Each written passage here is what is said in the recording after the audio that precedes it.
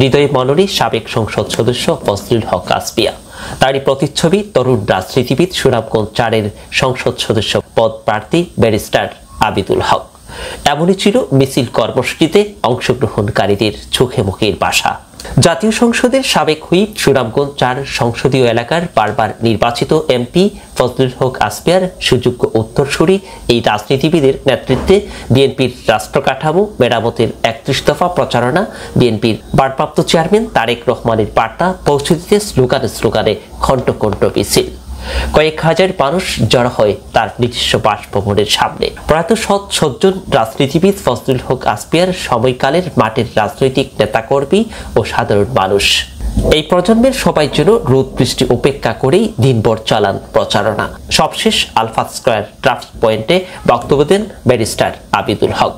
বললেন, ফজলুল হক আসপিয়ার রক্তের উত্তরাধিকারী নয়, আদর্শের উত্তরাধিকারী হয়েই মানুষের পাশে থাকতে চান তিনি। আমাদের বক্তব্য স্পষ্ট, আমরা সুনামগঞ্জ থেকে ফ্যাসিবাদ মুক্ত করতে চাই, সুনামগঞ্জ থেকে সন্ত্রাস মুক্ত করতে চাই, সুনামগঞ্জ থেকে চাঁদাবাদ মুক্ত করতে চাই। সুনামগঞ্জ গণমানুষের জন্য একটি সুস্থ স্বাভাবিক রাজনীতির পরিবেশ করতে চাই। আপনারা জানেন, আমার এই দেশের মানুষের উন্নয়নের জন্য কাজ করেছেন।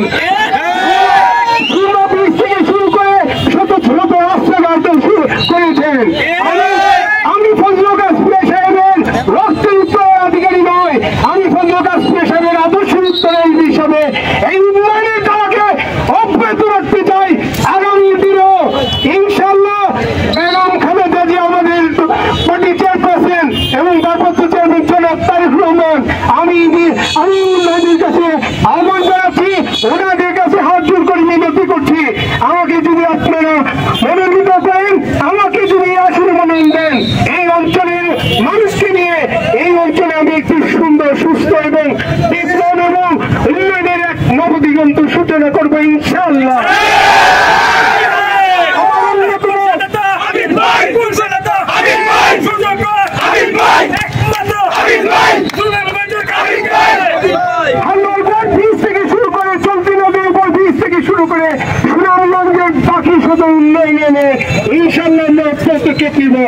আপনাদের কাছে মিনতি করছি, আল্লাহকে সাক্ষী রেখে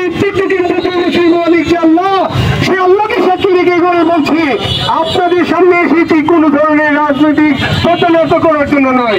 আল্লাহকে সাক্ষী রেখে আপনাদেরকে বলছি, আমাকে ফজলুল হক আসপিয়া সাহেবের ছেলে হিসাবে এবং আপনাদের ভাই হিসাবে, আপনাদের ছেলে হিসাবে আপনারা আমাকে মনোনীত করবেন, আমাকে আপনারা আমার পাশে ধরবেন, আপনাদেরকে নিয়ে একটি সুন্দর সুনামগঞ্জ করবো।